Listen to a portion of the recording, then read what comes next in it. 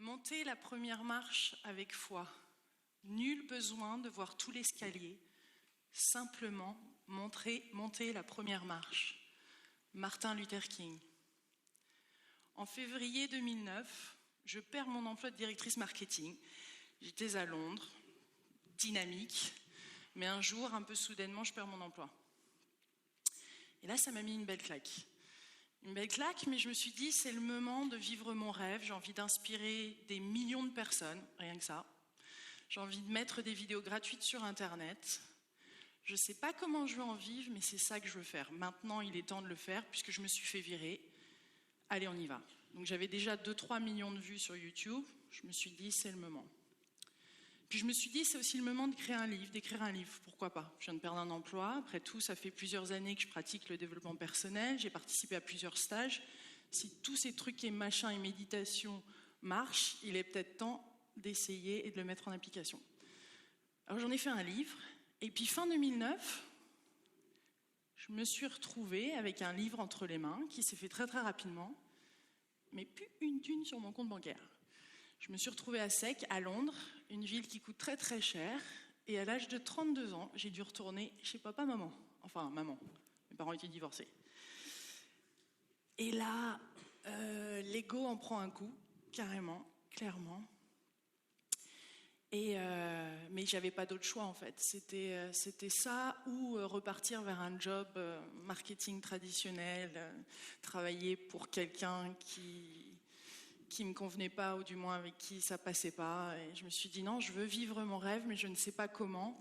Je préfère passer par cette case plus ou moins de départ et vivre ce que j'ai à vivre avec mes parents, mais pas refaire ce job-là.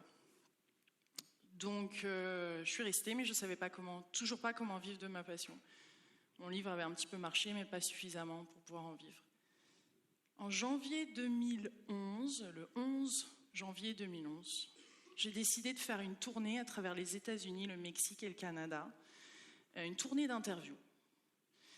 Une tournée de 12 mois où j'allais interviewer des auteurs, des personnes que je trouvais sympathiques, des auteurs principalement.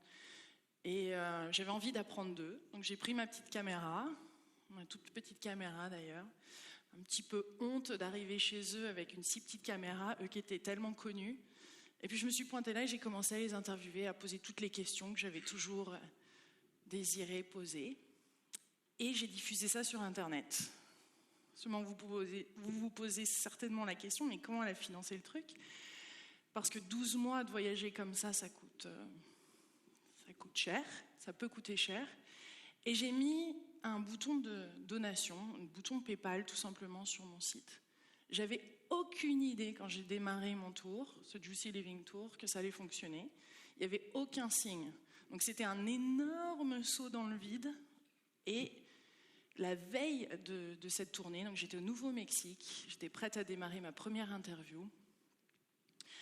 Une donation s'est produit le même montant en fait que l'ordinateur que j'avais besoin, que je venais d'acheter pour pouvoir uploader ces fameuses vidéos sur YouTube. Et là, ça m'a bluffé. J'ai fait quoi ? Il y a quelqu'un qui vient de me faire une donation pour que je vive mon rêve. J'ai même trop rien demandé, j'ai même pas dit ce que j'avais besoin, et il y a quelqu'un qui fait cette donation. Et là, c'était comme si je vivais quelque chose, tout devenait beaucoup plus coloré, beaucoup plus vivant, et ça m'a bluffé. Et donc, ces étapes-là, bien sûr, ont transformé ma vie. Ça m'a changé. C'était des étapes difficiles, c'était des défis, c'était des sauts dans l'inconnu, des sauts quantiques presque.